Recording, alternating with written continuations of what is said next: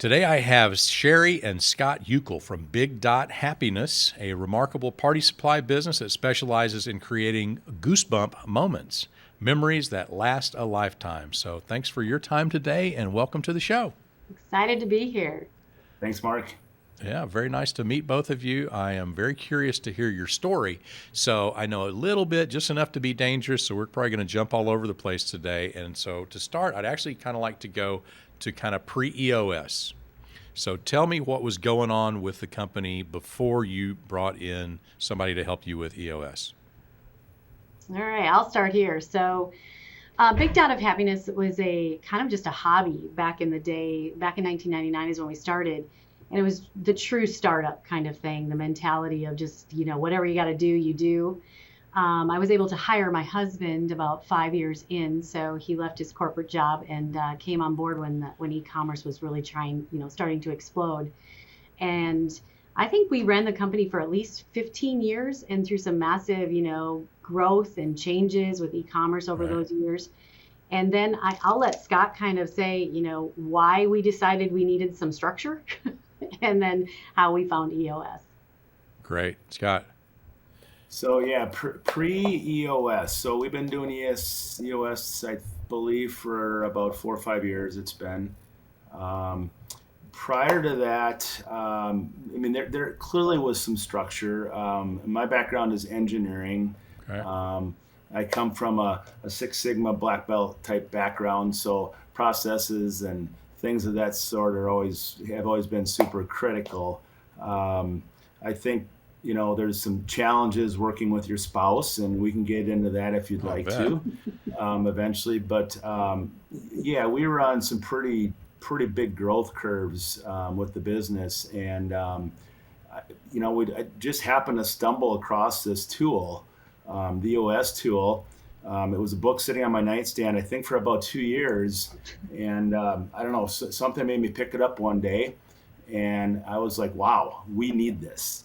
Because it was really the business had grown to 80, 90 employees, and trying to keep everybody accountable and working towards the same things was becoming difficult. And Mark, I'll add a little to that, is that I am what you would call a true visionary, and okay. I didn't like a lot of structure, and when Scott first brought EOS to the table, I'm like, no way in bleep am I going to do this. And so I will tell you that I'm fully embraced the whole entire concept, and I could not imagine where we would be without it. But at first I'm like, you want what? You want me to put IDS? You want me to put things in here to talk about priorities? What? Right. So I played full visionary. Yes, I hook, line, and sinker. I'm that person. Great. So let's talk about that, right? So you first start looking at the structure that's going to come by implementing EOS, and so how were you structured right before? So before you did your first accountability chart, in implementing EOS, how were you structured? So Sherri, what seats, as we would call them, were you sitting in at that point? I'm still was the sales creative kind of pusher of the company, the driver of the business, high strategic discussions, relationships, etc. But I think what we found is that we hit that level where no longer could all the answers come from Scott or I. And we had to start building those team members, those leaders under us.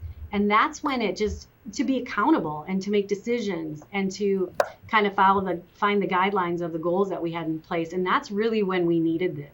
So we did have leaders, but they were young leaders, and they really didn't feel the accountability to make a decision. And so we really needed this to help everybody on the same mission. So how would you describe what the structure looked like before, right? So right before you built an accountability chart, was there a structure? Or was it just kind of everybody was kind of doing what? So I think, I can answer that, Mark. So I think the structure, or not I think, but the structure, there was an org chart, as we called it, before we started the EOS process. Now it's an accountability chart. We did have that, but the reality is that, Sherri and I both wore a lot of hats. A lot of hats. You always do as an owner of a business. So, but the way we functioned was spreadsheets and a lot of emails going back and forth. Um, there was always, I think, some confusion as to what the heck we're supposed to be working on at this point in time, because Sherri would send an email or I would send an email, and pretty soon someone's off and they're doing something different than what they originally were working on. So it was a little bit of chaos going on. Right. I think we were pretty good at organizing it, but again, as we grew, it became so obvious that we were struggling on what we should be working on. Right. So when you did that first accountability chart, okay, where you've got, a visionary seat, integrator seat, and the rest of the seats on your leadership team, which it sounds like you were just kind of starting to maybe fill out, right? How many seats were each of you sitting in, and what were they? Well, I still play the role of high-level sales, but I don't necessarily want to be. I'm kind of one of those unique people that have turned into more of Scott and less of a visionary. So I can kind of play both, whether I wanted to or not. I mean, visionaries love to be visionaries. But I kind of know the whole business. I know all the way from operations to product development to marketing. And so, and unfortunately, I still touched too much of that. So I needed to get myself out of that and really look at the high level of the business in order to grow. The chaos word is actually quite brilliant. And in our world of e-commerce that changes very fast, chaos is necessary in order to stay on top of things. And so controlling the chaos is really what really got really good with EOS and how to implement that throughout not only just the leadership team, but now also down into the departments. So Sherri, for you, I expect you were sitting in the visionary seat out of the gate, true? Yeah. True. Were you also sitting in the integrator seat in the beginning, or was Scott in the integrator seat from the jump? I guess I would say I was mostly in the integrator seat from the jump, but again, we wore various hats. I've always done the finance end. There you go. I've always done the IT, the systems side of that, because within e-commerce, there's a lot of software. There's a lot of back-end software. The other thing too, as a business, we're not only e-commerce, we also are a manufacturer. Okay. So I was involved. We manufacture our own products. And so we actually, our business is a fairly complex business from the standpoint that we design. We have an entire creative team. Sherri would lead the creative team to help identify what products we should be producing. Okay. So Sherri, you would lead the creative team as was that a distinct seat in the chart, or was that just something you were doing as part of your visionary role? Part of the visionary role, and I also kind of controlled marketing, which was where are we going to sell, how are we going to sell it, so I would do creative marketing and talk to production, and then so it was kind of like a split, like half of us were doing marketing and creative and touching in production, and then Scott was doing finance, IT, and helping the flow of production. Mm-hmm. All right, and let's not forget I was involved with a lot of HR stuff. So, and that's like that doesn't happen when you're going fast. I think I'm up to like 7 seats. It sounds like you were sitting in, Scott, right? And Sherri's in 3 or 4 over here. On the leadership team, that first leadership team, how many other humans were on it in addition to you two? There was only like 2, maybe 2, a production and a marketing person. Yeah, we had a marketing person, on the leadership a production team? manager. Mm-hmm. Okay. And then we started expanding that out. Okay. And so, all right. And so it started to, so it's typical, right? So when you first start, I've never seen it where everybody's just sitting in one seat and it's all nice and clean and pretty. It just doesn't work that way. People have to sit in multiple seats out of the gate just to kind of do what needs to be done. Then you kind of start to prioritize and go to work on getting the right people in the right seats, which takes time. And so you start moving down that path. You start fixing some of those things. The two of you begin to be able, I'm guessing, to focus more on these visionary and integrator roles. Is that accurate? Yep, absolutely. Mm-hmm. And so you shared with me that you're a husband and wife. And so talk to me about that. Talk to me about the spousal relationship that's also the professional visionary integrator relationship. I've seen a few of these. I've never been in one myself, but talk to me about what's really cool about that, and what maybe is really challenging about that. Mark, you have to wait for my book. I'm just kidding. No, I expect there's a good one coming. There's a good one coming. One thing that we had very early on was we had another married couple kind of as our financial advisors. They ran a company together, and they were very good at helping us keep lines in the sand. We call them sandboxes, because when you are growing a company and it does get intense, it's not all roses, as we all know. There were moments when you both feel you have the final call. And we had to really define our sandboxes pretty early. And then when the sandbox is over, they're over top of each other, then you're literally like, that's my call. And then he's like, no, that's my call. And then we had to get together, now in the EOS would be our same page meetings, saying, okay, whose sandbox does have the final call here? Right. And so it would get intense.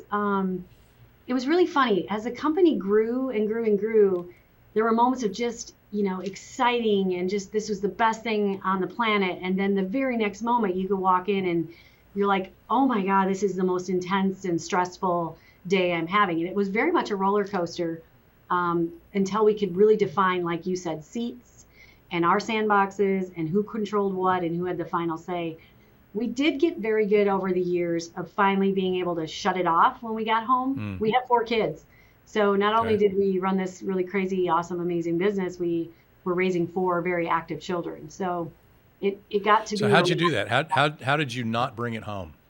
So Mark, I think that I know you want to hear the good, the bad, and the ugly. So there's some ugly here, I think.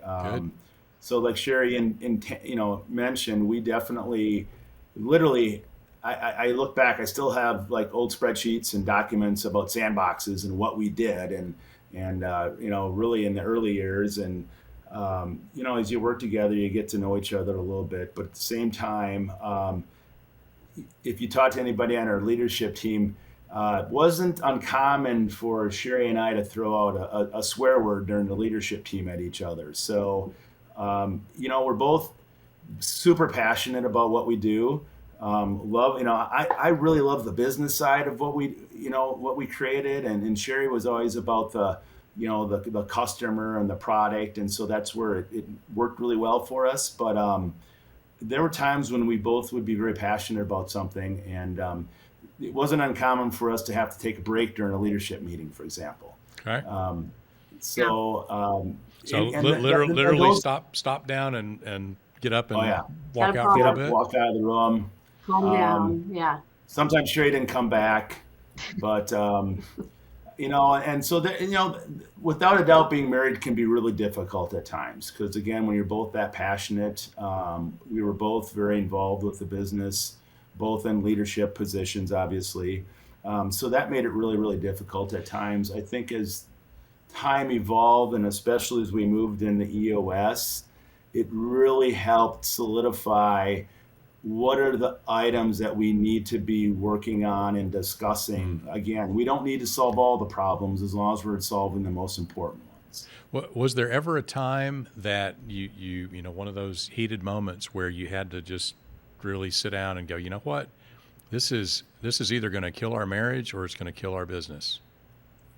Well, I mean, did it ever kind of get to that point where you had that conversation?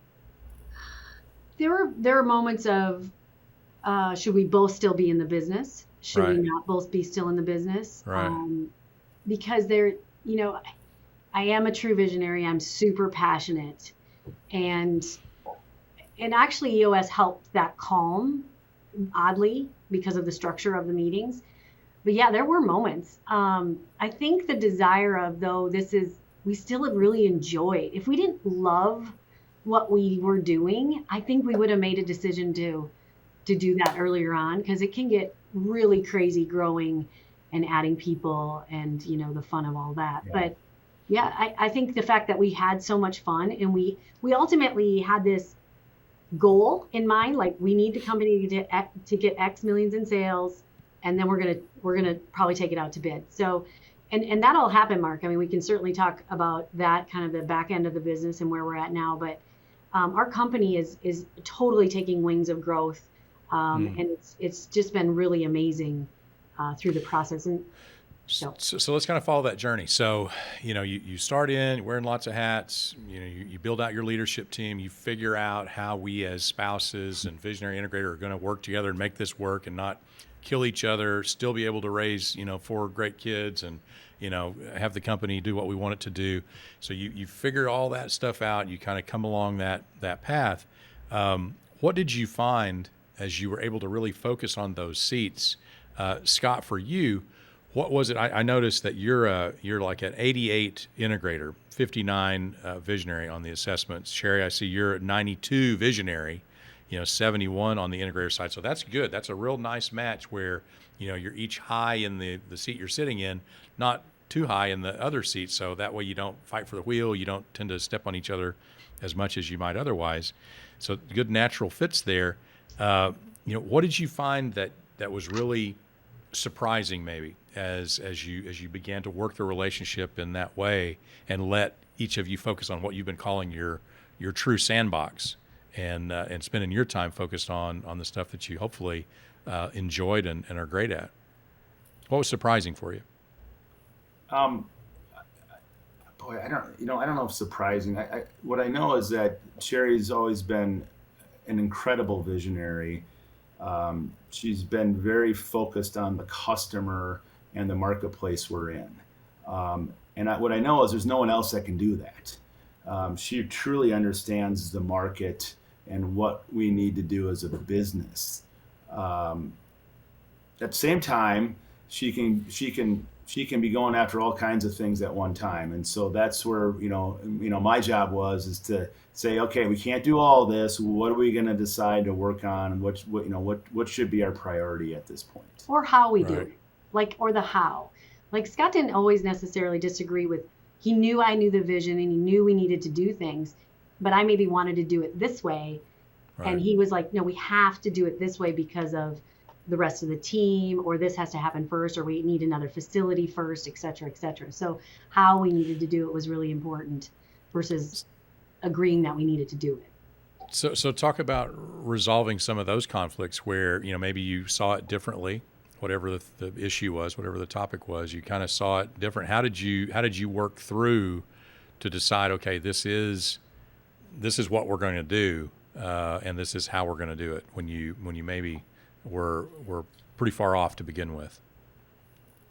Yeah, and Mark, so many of the, when you're running a business, so many of the decisions that you're involved with are generally tied to some kind of finances of some sort. And what I do know is that a huge benefit, I believe, is that Sherri and I work out of the same checkbook. So it was always our finances versus, let's say you have a second or third generation type business and you have multiple siblings and multiple spouses involved, and there's a lot more people that maybe are stakeholders per se. So I think that was always a benefit for us, is being able to work out of one checkbook. I also, it really had to come down to whose sandbox were these items in. Okay. And what was the biggest bang for our buck? So we would many times realize we had limited resources with our time, and we would say, okay, what is the biggest revenue change we can make? And then we would go after that. I think early on, one of the things I learned with EOS was quite interesting, because Scott's a list guy and he's a checkbox guy. And, EOS is quite interesting because it's taught you to work on the most important things for the business. It wasn't like, let's get through the whole list. And some meetings you would spend the entire meeting on bullet number 1, but it was the most important thing that we had to solve in order to make the next decision. And that was probably the most eye-opening thing for me with EOS. I was like, oh my gosh. And it was great. And it was still the right thing to do. Because many times we'd be like, oh, it's too big of a project, we're not going to talk about it. Yet we needed to talk about that one thing for an hour and a half. And so that was really eye-opening to me. Yeah, Mark, there were some failures in the past, certainly. And anytime I guess we're both big believers in, if you're not failing, if you don't fail some of the time, you're not really trying hard enough. Mm-hmm. Sherri, can I pick on your bakery idea? No. Okay.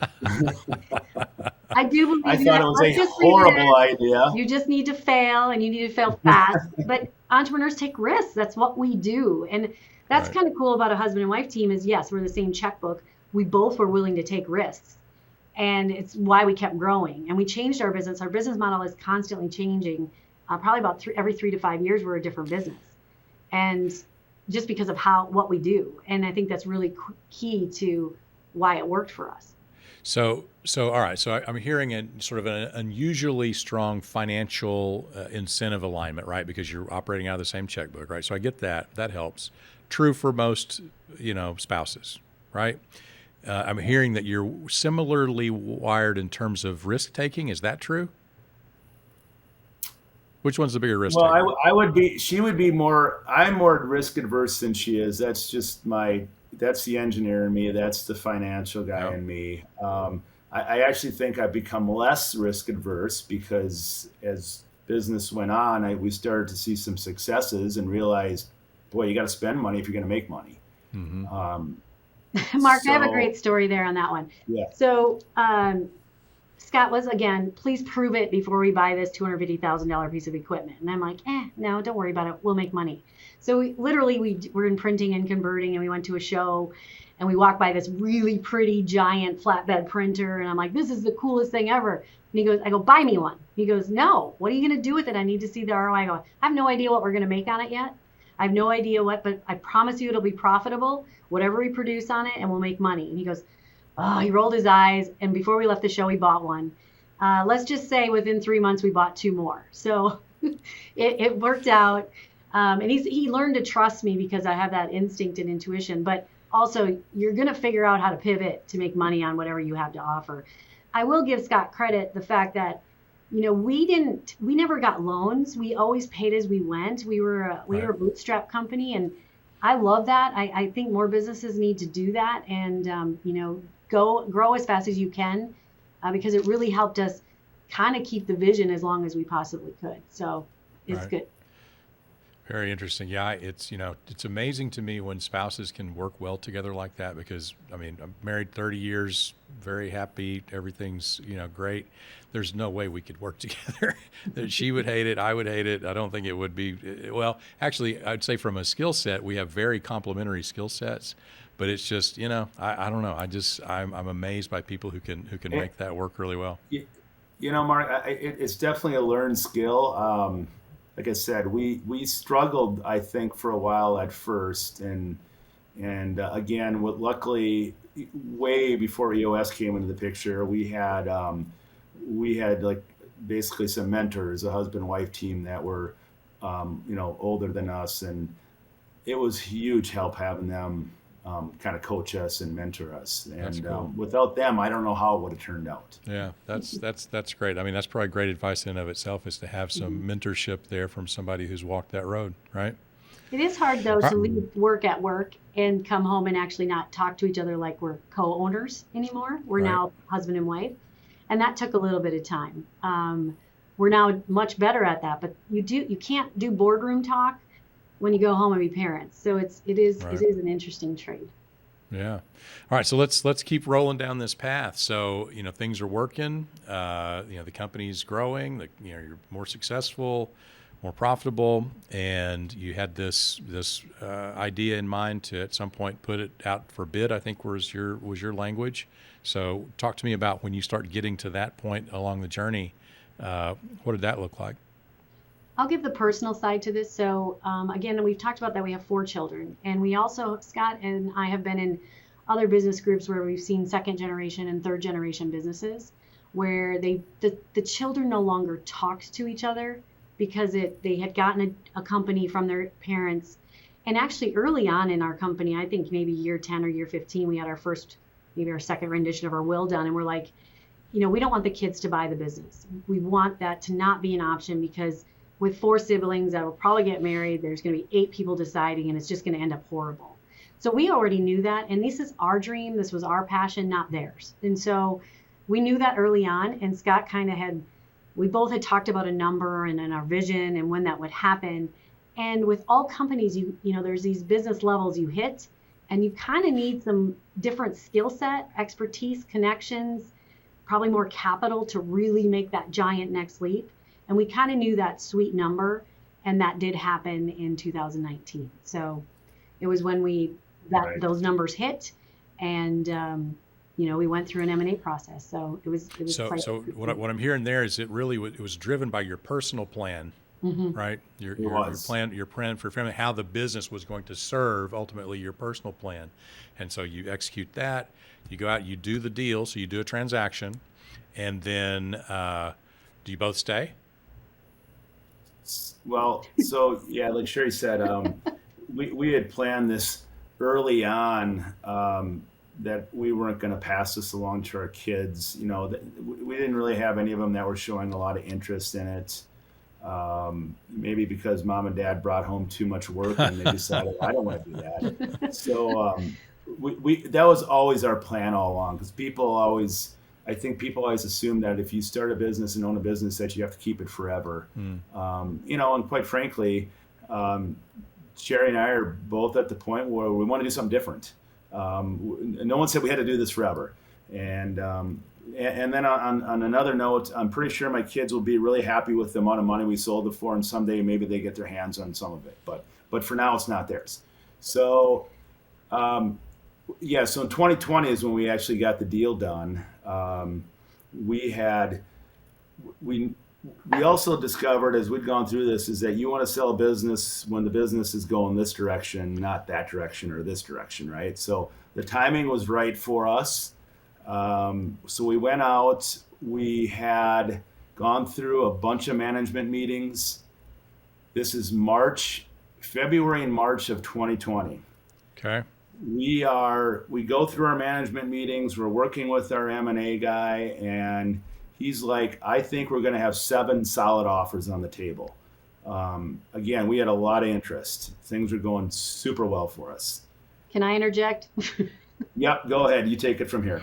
Mark, this was actually a really cool learning curve from a female perspective. It was management groups come in from all over the country, some international, and I'm the only woman in the room, and it was very intimidating. And I remember our mentoring partner said, Sherri, your whole life has set you up for this. Just do what you do best. And so I had to kind of just shake that off. Yeah, I mean, I love this brand. I love what we're going. I want the ultimate vision to grow this brand.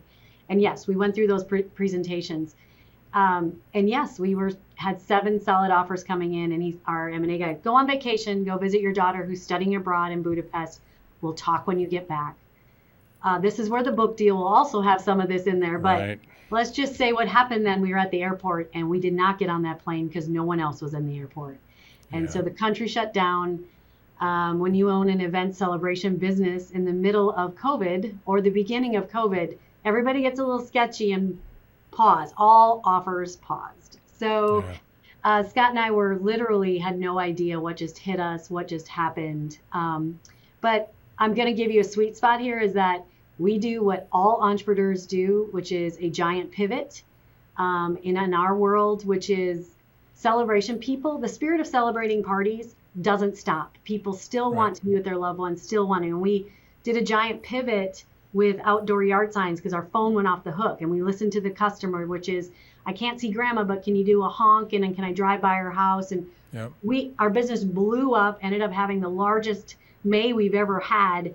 Let's just say some of the bidders came back and said, if this company can pivot through this, we want them. And so we ended up closing the deal for a better deal than originally stated. And so it did. So the price did go up. Yeah, it was awesome. That's pretty cool. Because when you are, but it was an interesting time during COVID because because literally the business went from here to basically zero, and we had to let basically the entire staff go.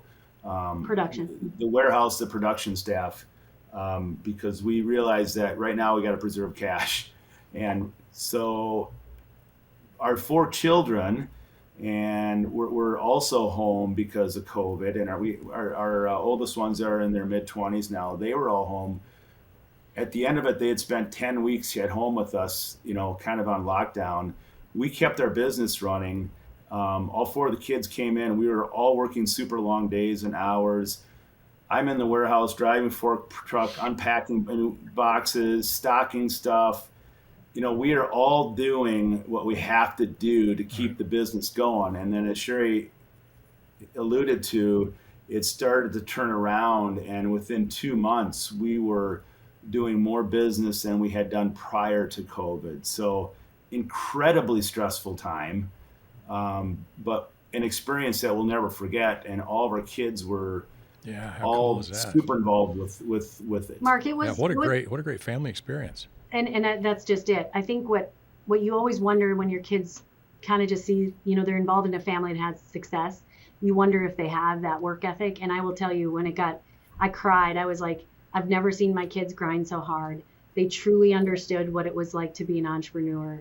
And our whole team. I don't want to just make this about just the Yukels. I mean, our whole team was fully embraced, and it was unbelievable and super exciting. And they were babies when the company started, so I didn't know if they really remember the startup stage.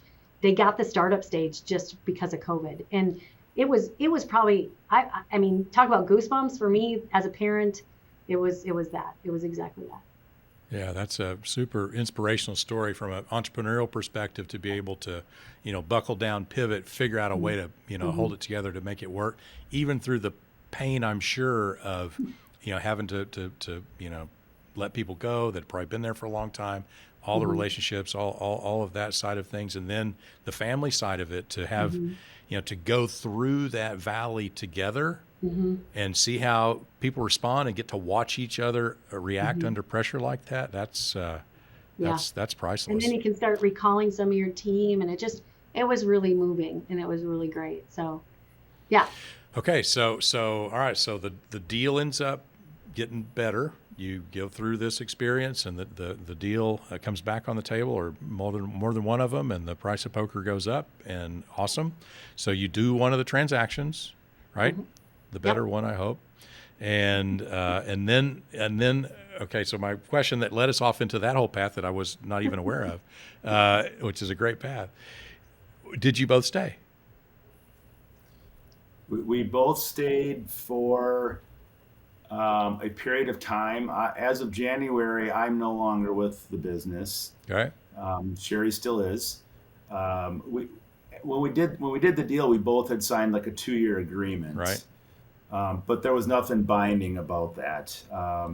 Typically, they want owners and founders to stick around to help with the transition. Sure. At the same time, sure, I never did this to work for someone. So as soon as they started asking for financials and reports, and I'm like, wait a second, I'm the one that asked for that. Now I'm reporting to someone. I'm like, this isn't going to work so well. Right. So, so all of my hires, my hats were hired, and there's now a new integrator in place. And so I've been done since January.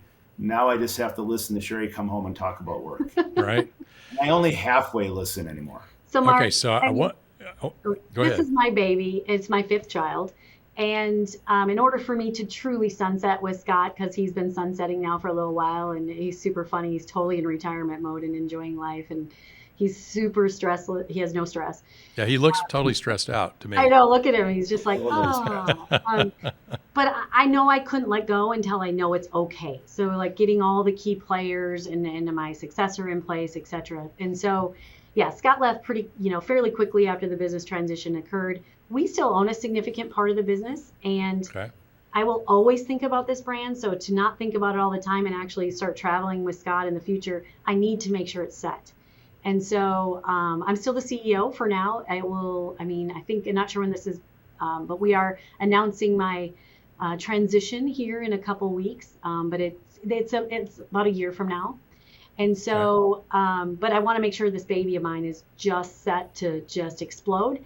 And the partners are allowing us to do that, letting me be involved with the succession planning, making sure the key players are all set. But, it was really interesting finding my new integrator. I know we haven't really talked about it, but it is hard. It is hard to find this duo. It is hard to find an integrator visionary relationship. When you're married to it is one thing. And Scott and I we had a great working relationship. But I needed that same thing in order to even take it to the next level, especially because of acquisition. And how'd you do it? My first try was horrible. Let that person go really quickly. it just, you could tell within a month it was, even though you thought you did diligence, it just didn't work. My new one is amazing. His name is Jim. Scott has met him. If you looked at their results, they're almost identical. It's super funny. But I just respect him. He's done very similar things. He understands my personality, and he's funny. He's 59 years old, and he said, I didn't realize I was an integrator my whole life, because he's worked at many different companies. And I said, yeah, I know, because he didn't know the term of EOS. Right. Didn't have the language. Sherri, can I interject? So I'm not sure anybody understands your personality, but so the new integrator, him and I have had some conversations on the side. Visionaries are about how to work with Sherri. Visionaries are so I've given them some insight. We're boring. We don't have a lot to say, visionaries. So it sounds like Scott's becoming the integrator whisperer, right? He's the guide. So, all right. So Sherri, on the hiring the replacement integrator here. So you had the one misstep. What was the lesson you learned on that one? What was the hiring mistake, or what you did wrong in the process that you learned from that helped you do better the next time? I spent more time on just general communication. People say they'll touch base and have the same vision of you and help you get those projects done. But you really had to have touch points, like almost every morning and every day at the end of the day, in order to build that trust. I think even Scott gave Jim that one nugget was, you have to earn her trust or this will never work out. And I'm pretty sure that's what you told him. I don't even think you told him anything else other than that. I mean, every relationship's built on trust. And so until you have trust, or if you don't get trust, it'll never be what it can be, right? Yeah. And it is great. It's actually kind of in a weird way. Jim and I work very, very well together. So I'm making sure my successor, can work very, very well with him too, because you do need this duo to grow the company. It's the two voices that you can say anything to, and it will help you grow the brand and help you grow the company. And if there's anything you're holding back, it's not the right duo. It is really what I kind of think. I feel really lucky to have found a new integrator. But yeah, It wasn't without hardship, that interim one. So I'm curious. One of the things I hear from like private equity firms and people that are buying companies is that they will pay more for a company that's running on EOS, and they'll pay more for a company that has an integrator, because they feel like it lowers the risk post-acquisition. Did you experience that in any of your discussions and kind of when that came down? One of the other companies that was in the final run for it practiced EOS, and actually those exact terms came through their mind, and they said they drink the Kool-Aid, if you remember that, Scott. The company we actually went with did not hear of EOS, had never heard of it. They were a smaller firm, a younger firm, but we loved it because they were in e-commerce. They really understood e-commerce, and we just didn't want to have that battle because that's what we are. We're a pure play. But it's been really cool. I'm so glad you asked this question, Mark, because I will fundamentally tell you the reason that having new partners has been so successful. I mean, it's been a really nice, streamless process, is because we got them engaged in the VTO the very first month. I think within 2 months was our VTO. And they're like, what is this VTO thing? And they flew in for it, and they're involved in every quarterly discussion, setting the rocks. And what it's done is it's made me as the CEO, there's no squirrels. And as a visionary, to say that is quite shocking. But, there's we're all on the same path. We agreed to the rocks. We're on this mission. We're doing it. Because when young, acquisitions occur, there could just be constantly, and it's kept us in line, and it's kept a great relationship growing. And I actually thank Scott for just, doing that, and then us really keeping it engaged. And they love it so much now that they're starting to implement it in their other brands, in their other companies they own. Oh, really? Yeah. Very cool. And it's done a really good job. I love it. I'm so glad we have it. I can't imagine without having it. Very cool. Right. Yeah, I think another thing worth mentioning, Mark, is in terms of Sherri's replacement. And again, this is airing, I believe, later. After this. Later, Sherri, yeah. This won't come out here. That's good. Her replacement is homegrown, which is, I think, super cool. So she was actually our first graphic designer that we hired. I don't know, 20 years ago. Mm-hmm. And so she'll be taking Sherri's position. I think several years back, or at least a couple years back, the thought started crossing my mind. I said, "Hey, I think she can take your role, Sherri. I think she can be the one." Mm-hmm. Yeah. And so she's been mentored, and it's so super exciting because we know that Sherri's fifth child will be taken taken care of, because she shares the same vision as we would have, especially Sherri. And I love That's it. a She big feels deal. like a daughter. So, Yeah. I love that it's someone that I know has the same vision and passion for the brand that I do. So I'm super excited about the future. So I have to ask, after that chapter kind of wraps itself up, what's next for the Yukels? What's next for the Yukel family? Well, I guess I'm taking the advice I've heard from other people that have sold businesses, is don't feel like on day one you have to go find something else to do. Take some time off, relax, take a year off. And so I'm in that year right now, of taking some time off. I see it. Sherri's going to have to catch I'm up a gonna have to little catch bit. up. So, Mark, I'm a, But I'm a workaholic. It was really funny. I had this vision of retiring or selling our company before I turned 50. So we did get that done. I was 49 when the business actually sold. I'm 51 now, so I'm over that curve. But I'm too young to retire, and I'm driven by making things, building things, and making things happen. Um, I I agree, though. I need to clear my mind. I need to just, but my knowledge of e-commerce is quite impressive, and it's taken me a while to actually realize I kind of know my thing. But I can see us doing something, but I will want the flexibility, because Scott just said either you're traveling with me or I'll find someone else too. So I do Right. need to go, or he'll leave without me. Right. And I just am super excited. I want to be able to do whatever, but I'm already starting to do a bit of mentoring young entrepreneurs, because especially female entrepreneurs, I love it. I think and you can see when you meet someone, I think, Mark, you've interviewed a lot of people. When you see someone, when they have it. And it's usually when they talk about their drive and why they do it, it's never about the money. It's always about their for passion. sure. And so I can see that, and I really want to help others do that. But I can see me building something else again. I once was told, don't worry, Sherri, it chooses you. And so I can't get that out of my mind. And I'm hoping that actually occurs, because I think I have more to offer. But I would like to sunset and travel a little with my husband, because he feels like look at him, he's glowing. Right, he is. Well, Sherri, here's kind of the deal. So Mark, I've taken on kind of a little bit of a fascination with crypto and NFTs. And as I'm watching the TV right now up here in front of me, Sherri, you might not be leaving work for a while. So. Oh no. Stop it! one of those days. Oh no. Well, maybe she'll have time to write that book she's been plugging. Yeah, So, I will well, someday. I haven't started anything with that though. So it's in you, I can tell. Well, I am so grateful to both of you for taking a little time with me and sharing your story. I know it's going to help some folks that are out there that are sharing certain facets of your path, and maybe it'll help them get there a little faster, maybe a little bit without stepping in some of the holes that we step in along the way. So awesome. I'm grateful for you, and to our listeners out there. Well, first, is there if somebody wants to find out more about your business or anything you're doing, what's the best way for them to get a hold of you? I'm on LinkedIn. You can look up Sherri Yukel.